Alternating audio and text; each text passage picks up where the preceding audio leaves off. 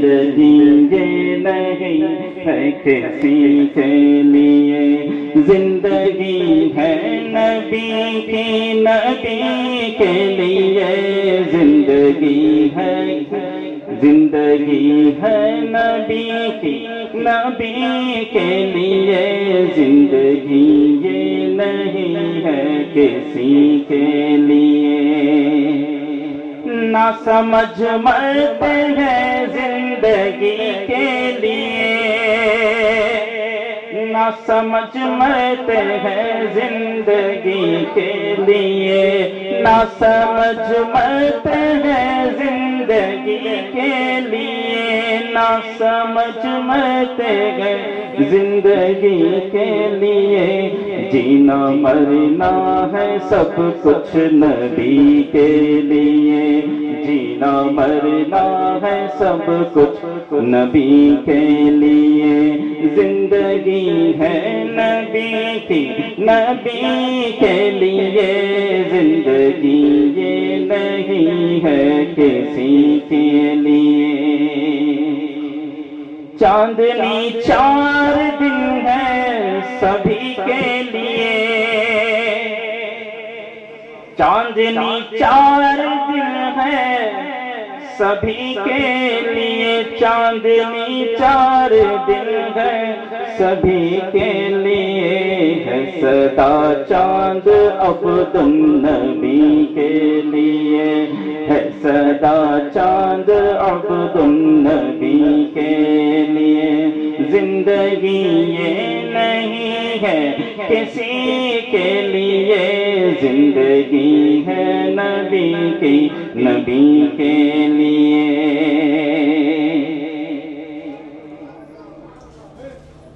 اب بات جب بحث کی آئی تو کیا فرماتے ہیں؟ داغ عشق نبی لے چلو قبر میں، داغ عشق نبی لے چلو قبر میں، داغ عشق نبی لے چلو قبر میں، ہے چراغ لحد روشنی کے لیے، ہے چراغ لحد روشنی کے لیے، زندگی یہ نہیں ہے کسی کے لیے، زندگی یہ نبی کی، نبی کے لیے۔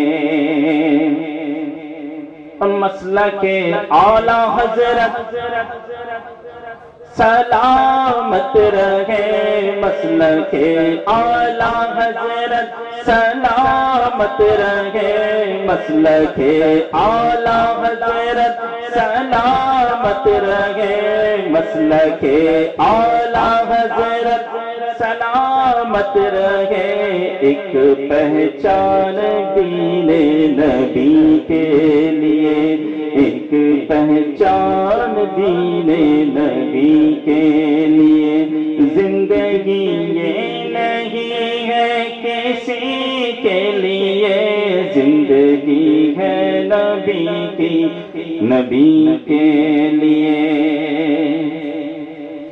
صلح کلی ہمارا نہیں سنیوں،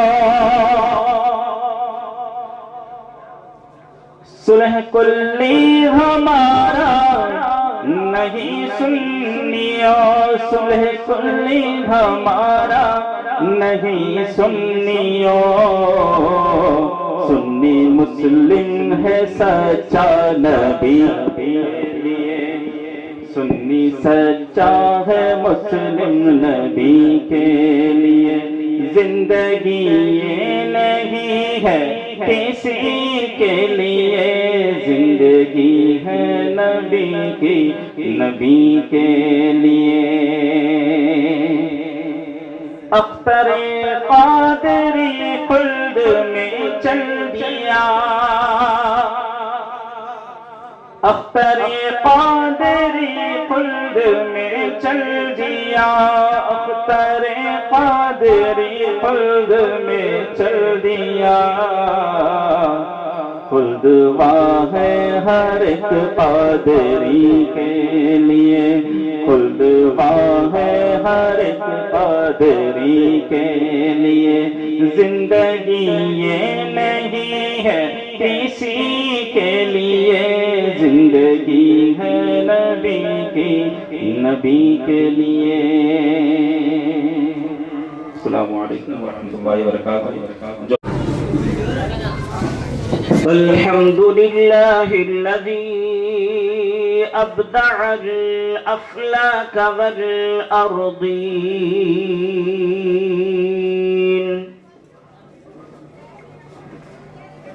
الصلاة والسلام على من كان نبيا وآدم بين الماء والطين، وعلى آله الطيبين وأصحابه المطهرين، وعلماء أمته أجمعين،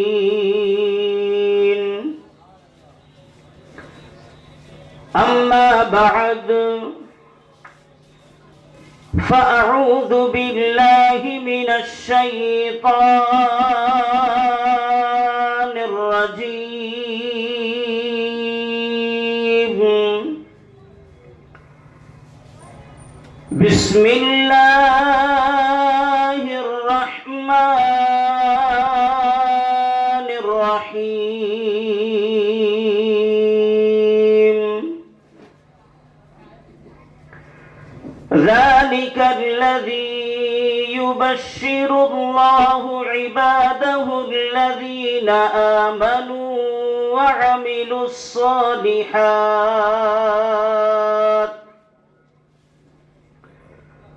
قل لا أسألكم عليه أجرا إلا المودة في القربى،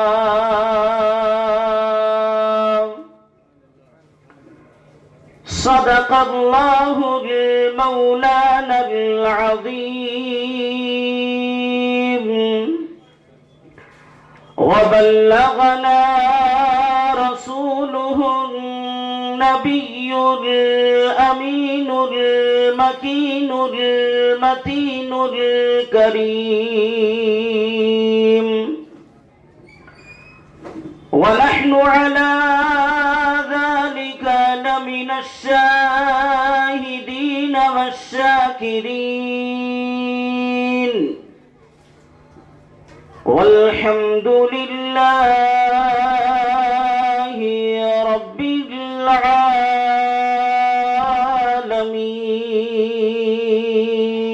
العالمين۔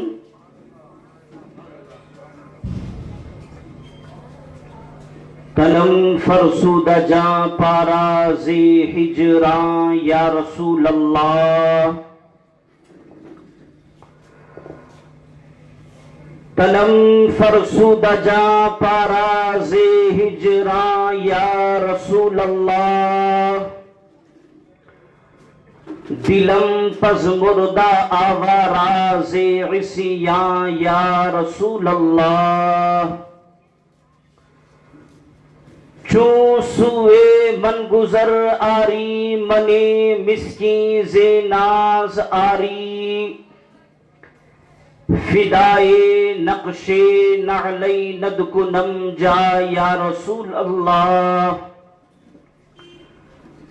چوں بازوے شفاعت را کشائی بر گنہگاراں، مکن محروم جامی را درا آ یا رسول اللہ صلی اللہ تعالی علیہ وسلم۔ کچھ اس ادب سے مقدر بنا رہے ہیں ہم، کچھ اس ادب سے مقدر بنا رہے ہیں ہم، نظر میں گنبد خضرا بسا رہے ہیں ہم۔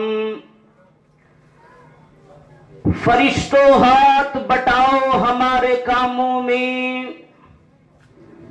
فرشتوں ہاتھ بٹاؤ ہمارے کاموں میں، نبی کے ذکر کی محفل سجا رہے ہیں ہم۔ اور حسین ہاتھوں میں اصغر کو لے کے بول پڑے، حسین ہاتھوں میں اصغر کو لے کے بول پڑے، نبی کے نام کا صدقہ لٹا رہے ہیں ہم، نبی کے نام کا صدقہ لٹا رہے ہیں ہم۔ یہ لشکر اسے دے دو جسے لشکر کی ضرورت ہے، یہ لشکر اسے دے دو جسے لشکر کی ضرورت ہے، میاں ہم تو حسینی ہے 72 کی ضرورت ہے، میاں ہم تو حسینی ہے 72 کی ضرورت ہے۔ کہا آخر میں دے کر پرچم اسلام آقا نے، کہا آخر میں دے کر پرچم اسلام آقا نے، علی اس بار تم جاؤ کہ خیبر کی ضرورت ہے، علی اس بار تم جاؤ کہ خیبر کی ضرورت ہے۔ دین کی خاطر آن بان دیتے ہیں، دین کی خاطر آن بان دیتے ہیں، صرف سر ہی نہیں سارا خاندان دیتے ہیں، صرف سر ہی نہیں سارا خاندان دیتے ہیں۔ نبی کے خاندان کا مرتبہ یہ دیکھو کہ دودھ پیتے بچے بھی جان دیتے ہیں۔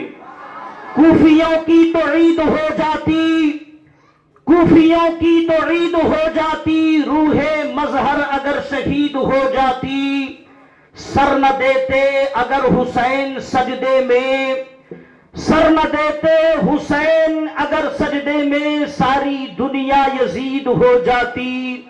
نبی کے نور عین ہے، علی کے دل کے چین ہے، کہانی صرف اتنی ہے یزید تھا حسین ہے، کہانی صرف اتنی ہے یزید تھا حسین ہے۔ برادران ملت اسلامیہ، آپ حضرات مسلسل ایک محرم الحرام کی تاریخ سے حضرت علامہ مولانا مفتی رضوان صاحب قبلہ نوری، خلیفہ حضور گلزار ملت، خطیب و امام مسجد قباء سے تاریخ کربلا کو روزانہ مسلسل سماعت کرتے آ رہے ہیں، اور آج اس سال کی یہ آخری محفل ہے، اور آپ نے ذکر شہدائے کربلا کو تفصیلاً سماعت کر لیا ہے۔ میں کسی خطیب کی حیثیت سے یا کوئی تقریر کے مقصد سے حاضر نہیں آیا ہوں، بلکہ آپ کی محبت میں، آپ کے دعوت پر لبیک کہتا ہوا ذکر شہدائے کربلا میں غلامی کا ثبوت پیش کرنے کی غرض سے حاضر آیا ہوں۔ آئیے میں آپ حضرات کی بارگاہ میں کچھ عرض کروں اور آپ حضرات کچھ سماعت کریں۔ اس سے پہلے ہم اور آپ مل کر حضور مقصد کائنات، مقصود کائنات، محبوب کائنات، صدر بزم کائنات، وجہ تخلیق کائنات، امام الانبیاء خاتم النبیین احمد مجتبی سرکار سیدنا محمد مصطفیٰ صلی اللہ تعالی علیہ وسلم کی بارگاہ میں غلامی کا ثبوت پیش کرتے ہوئے بآواز بلند درود پاک کا نذرانہ پیش کریں۔ پڑھیں اللہم صلی علی سیدنا شفیعنا حبیبنا نبینا مولانا محمد وبارک وسلم صلو علیہ صلاۃ و سلام علیک یا رسول اللہ صلاۃ و سلام علیک یا حبیب اللہ صلی اللہ تعالی علیہ وسلم۔ برادران ملت اسلامیہ، میں نے جس آیت کریمہ کی تلاوت کا شرف حاصل کیا ہے، اللہ رب العزت کلام بلاغت میں ارشاد فرما رہا ہے، ذَلِكَ الَّذِي يُبَشِّرُ اللَّهُ عِبَادَهُ الَّذِينَ آمَنُوا وَعَمِلُوا الصَّالِحَاتِ قُلْ لَا أَسْأَلُكُمْ عَلَيْهِ أَجْرًا إِلَّا الْمَوَدَّةَ فِي الْقُرْبَى۔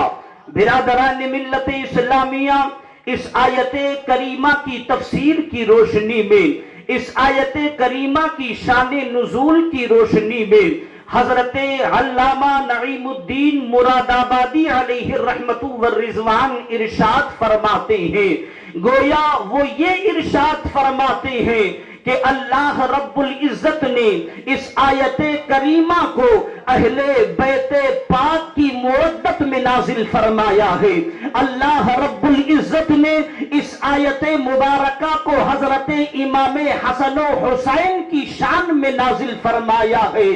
گویا اہل حدیث، وہابی، دیابنا اور دیگر فرقوں سے تعلق رکھنے والے یہ اعتراض کرتے ہیں، یہ سوال پیدا کرتے ہیں کہ حضرت علامہ نعیم الدین مراد آبادی علیہ الرحمت والرضوان اور علماء اہل سنت نے یہ اعلان فرمایا ہے، مفسرین کرام نے یہ بیان فرمایا ہے، یہ آیت اللہ رب العزت نے امام حسن و حسین کی شان میں نازل فرمایا ہے، لیکن وہ لوگ اعتراض یہ کرتے ہیں، وہ لوگ یہ سوال کرتے ہیں کہ امام حسن و حسین اس وقت پیدا بھی نہیں ہوئے تھے جس وقت اللہ نے اس آیت کو نازل فرمایا تھا۔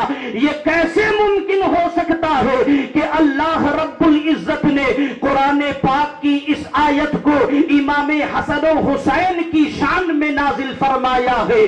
برادران ملت اسلامیہ، انہیں سوچنا چاہیے، انہیں سمجھنا چاہیے، انہیں معلوم کرنا چاہیے۔ اللہ رب العزت نے قرآن پاک میں ارشاد فرمایا، علامہ نعیم الدین مراد آبادی نے، مفسرین کرام نے بیان فرمایا، یہ آیت امام حسن و حسین کے شان میں اور ان کی مودت میں نازل ہوئی ہے۔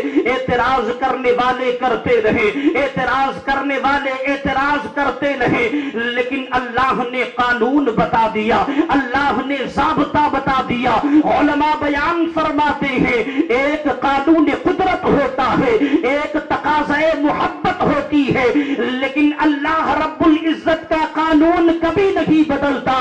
لا تبدیل لکلمات اللہ، اللہ کا قانون کبھی نہیں بدلتا، لیکن اللہ اپنے محبوبین کے لیے، لیکن اللہ اپنے برگزیدہ بندوں کے لیے، لیکن اللہ اپنے پسندیدہ اولیاء اللہ کے لیے جب باری خاندان اہل بیت کی آتی ہے، جب باری صحابہ کرام کی آتی ہے، جب باری امام الانبیاء کی آتی ہے، اللہ خود بخود اپنا قانون تبدیل کرتا ہوا نظر آتا ہے، اللہ خود بخود اپنے قانون کو بدلتا ہوا نظر آتا ہے۔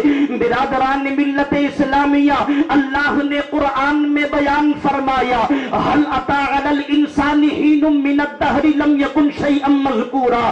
انسان کا ذکر تب ہوتا ہے جب انسان وہ پیدا ہو جاتا ہے۔ اللہ نے قرآن پاک میں ارشاد فرمایا، واللہ اخرجکم من بطون امہاتکم لا تعلمون شیئا۔ اللہ تمہیں ماں کے پیٹوں سے، یعنی ماں کے پیٹ سے تمہیں نکالتا ہے، لا تعلمون شیئا، تم کچھ نہیں جاننے والے ہوتے ہو، تم ان پڑھ ہوتے ہو، تم ان ایجوکیٹڈ ہوتے ہو، تم جاہل ہوتے ہو۔ اللہ نے قرآن میں بتا دیا، انسان کا ذکر تب ہوتا ہے جب وہ پیدا ہوتا ہے۔ انسان ابھی پیدا بھی نہیں ہوا، اس کا ذکر اس سے پہلے کیسے ہو سکتا ہے؟ اگر کسی نوجوان کو جس کی شادی نہیں ہوئی ہے، اس سے پوچھ لیا جائے، بتاؤ تمہارے بیٹے کا نام کیا ہے، بتاؤ تمہارا بیٹا کس کلاس میں پڑھتا ہے، وہ انسان بتائے گا ابھی تو میری شادی بھی نہیں ہوئی ہے، ابھی تو میرا رشتہ بھی نہیں ہوا ہے، میرے بیٹے کا نام میں تمہیں کیسے بتاؤں، میرا بیٹا کس کلاس میں پڑھتا ہے میں تمہیں کیسے بتاؤں۔ اللہ نے قرآن میں بتا دیا، انسان پہلے پیدا ہوتا ہے، ذکر اس کا بعد میں ہوتا ہے۔ اللہ نے قرآن میں بتا دیا، تمہیں تمہارے کے پیٹ سے جاہل نکالا جاتا ہے. لا تعلمون شیئا، تم کچھ نہیں جاننے والے ہوتے ہو، تم ان پڑھ ہوتے ہو، پیدا ہوتے ہو، اس کے بعد عالم بنتے ہو، پیدا ہوتے ہو، اس کے بعد ڈاکٹر بنتے ہو، پیدا ہوتے ہو، اس کے بعد سائنسداں بنتے ہو، پیدا ہوتے ہو، اس کے بعد انجینئر بنتے ہو. جب تک تم پیدا بھی نہیں ہوئے ہو، تمہارا ذکر بھی نہیں، تمہارا نام بھی نہیں، تمہارا چرچا بھی نہیں، تمہارا نام و نشان بھی نہیں. یہی اللہ کا قانون ہے. لیکن آؤ بارگاہ رسالت مآب میں اللہ کے حبیب ابھی پیدا بھی نہیں ہوئے ہیں. اللہ رب العزت ارشاد فرما رہا ہے، الم نشرح لک صدرک ورفعنا لک ذکرک. اے محبوب، ابھی آپ پیدا بھی نہیں ہوئے ہیں، آپ کا ذکر آسمان کی بلندیوں پر اڑ رہا ہے، آپ کا ذکر عرش پر ہو رہا ہے، آپ کا ذکر فرش پر ہو رہا ہے. نبی ابھی دنیا میں آئے بھی نہیں ہے، نبی ابھی پیدا بھی نہیں ہوئے ہیں. اللہ رب العزت اپنا قانون خود بخود تبدیل کر رہا ہے. لوگوں سے، دوسرے انسانوں سے یہ کہا جا رہا ہے تم پہلے پیدا ہوگے، بعد میں عالم بنو گے، بعد میں ڈاکٹر بنو گے، بعد میں تمہارا ذکر ہوگا. لیکن جب حبیب کی باری آئی، جب امام الانبیاء کی باری آئی، جب خاتم النبیین کی باری آئی، اللہ اپنا قانون بدل دیتا ہے. اللہ اپنے محبوبین کی عظمتوں کے لیے، ان کی بلندیوں کے لیے، ان کی شان کے لیے، ان کی رفعت کے لیے اللہ خود بخود اپنا قانون تبدیل فرما رہا ہے. برادران ملت اسلامیہ، اللہ نے قانون بنایا کیا ہے؟ انسان کو اللہ نے بولنے کی طاقت عطا فرمائی، انسان کو اللہ نے دیکھنے کی طاقت عطا فرمائی، انسان کو اللہ نے سمجھنے کی طاقت عطا فرمائی، انسان کو اللہ نے پہچاننے کی طاقت عطا فرمائی. انسان بول سکتا ہے، پتھر نہیں بولتا ہے. انسان دیکھ سکتا ہے، پتھر نہیں دیکھ سکتا ہے. انسان پہچان سکتا ہے، پتھر پہچان نہیں سکتا ہے. یہی قانون قدرت ہے. اللہ نے انسان کو چلنے کی طاقت عطا فرمائی، بولنے کی طاقت عطا فرمائی، سمجھنے کی طاقت عطا فرمائی، دیکھنے کی طاقت عطا فرمائی، پہچاننے کی طاقت عطا فرمائی. لیکن آپ یہ جانتے ہیں پتھر نہ بول سکتا ہے، پتھر نہ دیکھ سکتا ہے، پتھر نہ پہچان سکتا ہے. ابو جہل آیا تھا بند مٹھی میں کنکریوں کو لے کر. قانون قدرت یہ ہے، پتھر دیکھ نہیں سکتا، پتھر بول نہیں سکتا، پتھر پہچان نہیں سکتا. بارگاہ رسالت مآب میں ابو جہل کنکریوں کو مٹھی میں بند کر کے لایا تھا اور یہ سوال کیا تھا، اگر آپ واقعی میں اللہ کے نبی ہے، اللہ کے رسول ہے، اللہ کے حبیب ہیں، تو بتاؤ میری بند مٹھی میں کیا ہے؟ نبی پاک نے ارشاد فرمایا تھا، مجھ سے کیا پوچھتا ہے؟ جس چیز کو تو اپنی بند مٹھی میں بند کر کے لایا ہے اسی سے پوچھ لے میں کون ہوں. پتھر جو بول نہیں سکتا تھا، پتھر جو دیکھ نہیں سکتا تھا، پتھر جو پہچان نہیں سکتا تھا، وہ پتھر ہی بولنے لگا لا الہ الا اللہ محمد الرسول اللہ. قانون قدرت یہ تھا کہ پتھر بول نہیں سکتا، قانون قدرت یہ تھا کہ پتھر دیکھ نہیں سکتا، قانون قدرت یہ تھا کہ پتھر پہچان نہیں سکتا. لیکن جب اپنے حبیب کی باری آئی، امام الانبیاء کی باری آئی، خاتم النبیین کی باری آئی، اللہ اپنا قانون خود بخود بدل دیتا ہے، قانون قدرت کو تبدیل کر دیتا ہے. تقاضائے محبت کو ذریعے اللہ رب العزت اپنے حبیب کے مرتبے کو، اپنی حبیب کی شان کو اور خاندان اہل بیت کی مودت کو اس قدر ظاہر فرماتا ہے. اور اللہ کے حبیب نے یہاں تک ارشاد فرمایا، امام حسن و حسین کے تعلق سے بیان فرمایا، یہ میرے بیٹے ہیں، یہ میری بیٹی کے بیٹے ہیں. اے اللہ، میں ان سے محبت کرتا ہوں اور جو ان سے محبت کرے تو بھی ان سے محبت فرما. برادران ملت اسلامیہ، آج لوگ یہ اعتراض کرتے ہیں امام حسین تو نواسہ رسول تھے، امام حسین تو نبی کے نواسے ہیں، کربلا کا ریگزار ہے، کربلا کا میدان ہے. آج لوگ مخدوم پاک کی کرامت کو بیان کرتے ہیں، آج لوگ اعلی حضرت کی کرامات کو بیان کرتے ہیں، آج لوگ تاج الشریعہ کی کرامات کو بیان کرتے ہیں، آج لوگ مفتی اعظم ہند کی کرامات کو بیان کرتے ہیں. لیکن کربلا کے میدان میں جب 3 دن سے بھوکے پیاسے اہل بیت پاک کا خاندان تھا، نہر فرات کا پانی بند کر دیا گیا تھا، کے بعد والے، ان کی غلامی کا پٹا اپنی گردن پر ڈالنے والے، انہوں نے کرامت دکھا دی، انہوں نے کرامت دکھا کر سامنے والوں کی پریشانی کو، دشمنوں کو ختم کر دیا۔ لیکن کربلا کے میدان میں تو نواسہ رسول تھے، شہزادہ فاطمہ تھے، حضرت علی کے لڑکے تھے، لیکن اس کے باوجود انہوں نے کوئی کرامت کیوں نہیں دکھائی؟ انہوں نے کوئی ایسا کرشمہ کیوں نہیں دکھایا؟ انہوں نے ایسی دعا کیوں نہیں کی کہ یزید تباہ و برباد ہو جاتے، یزید فنا ہو جاتے، یزید ایسے زمین بوس ہو جاتے؟ برادران ملت اسلامیہ، آپ اندازہ لگائیں، میں نے بتا دیا ایک قانون قدرت ہوتا ہے، ایک تقاضۂ محبت ہے۔ بدر کی لڑائی آپ دیکھ رہے ہو، اسلام کی پہلی جنگ آپ دیکھ رہے ہو، کتنے صحابہ ہیں؟ صرف 313 صحابہ، سامنے لشکر جرار ہے۔ صحابہ رسول کی بارگاہ میں عرض کرتے ہیں، یا رسول اللہ، جنگ کے درمیان ہمیں آواز آتی ہے، سامنے کافر کٹ کٹ کر گر رہے ہیں، لیکن کاٹنے والا نظر نہیں آ رہا ہے۔ ہم لوگ ابھی تلوار وار کرنے کے لیے اٹھاتے ہیں، ابھی کافر تک ہماری تلواریں پہنچتی بھی نہیں ہے، اس سے پہلے کافر کی گردن گر کر زمین پر گر جاتی ہے۔ حضور ارشاد فرماتے ہیں، اے صحابہ، مسلمانوں کی مدد کے لیے اللہ نے فرشتوں کی جماعت کو نازل فرما دیا ہے، اور طائف کا میدان ہے، یہاں پر فرشتوں کی جماعت آ گئی ہے اللہ کی جانب سے۔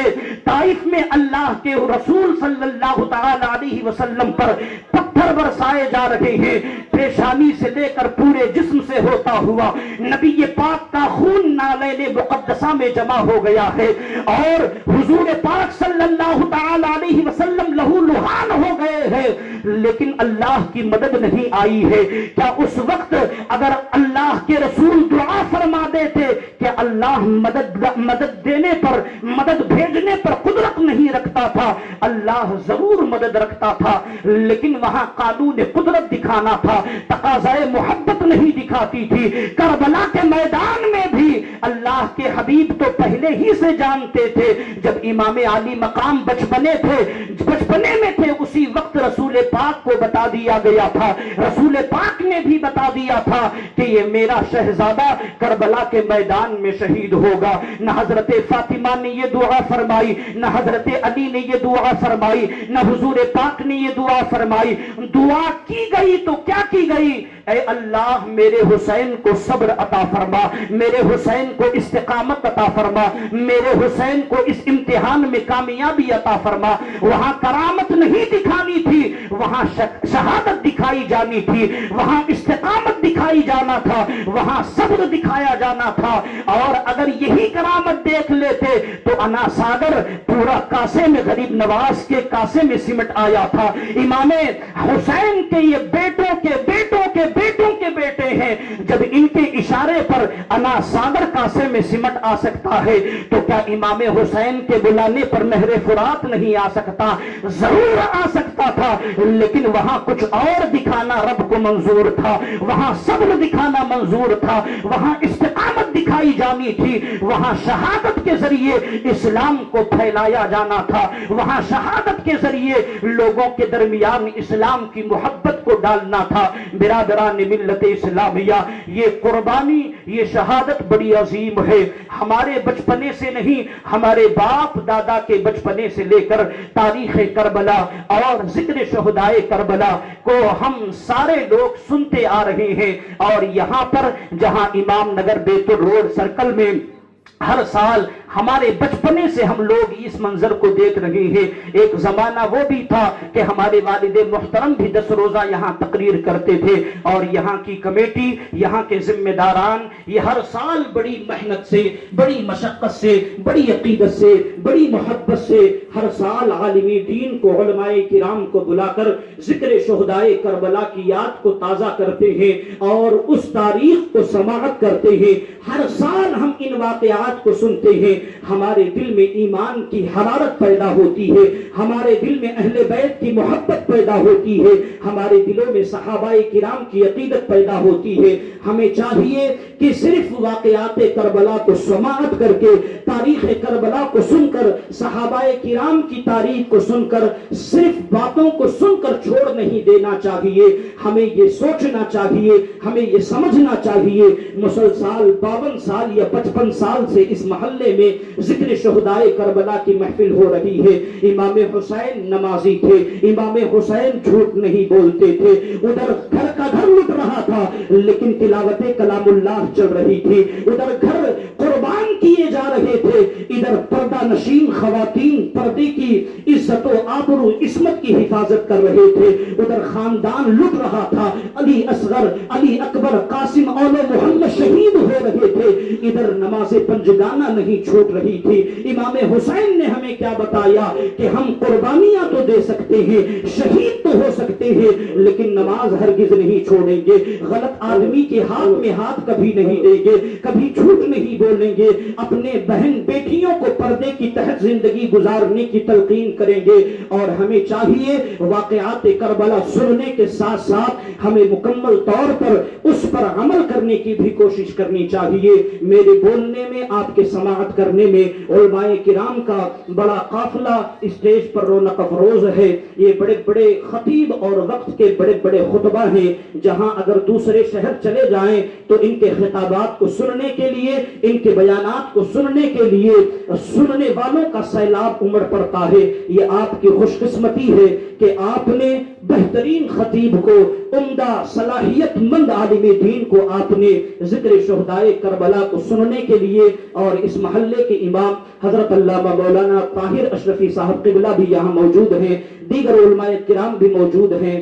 میں ان کا شکریہ ادا کرتے ہوئے، کمیٹی کا شکریہ ادا کرتے ہوئے میں اپنی بات سے اور اپنی گفتگو سے اختتام کرتا ہوں۔ وما علینا الا البلاغ۔ میرے بولنے میں اگر کسی قسم کی خطا ہو گئی ہو، مولا ذکر شہدائے کربلا کے صدقے میں ہم تماموں کے گناہوں کو، لغزشوں کو، کوتاہیوں کو معاف فرمائے۔ استغفر اللہ ربی من کل ذنب و خطیئۃ واتوب الیہ۔ وما علینا الا البلاغ۔ السلام علیکم ورحمۃ اللہ وبرکاتہ۔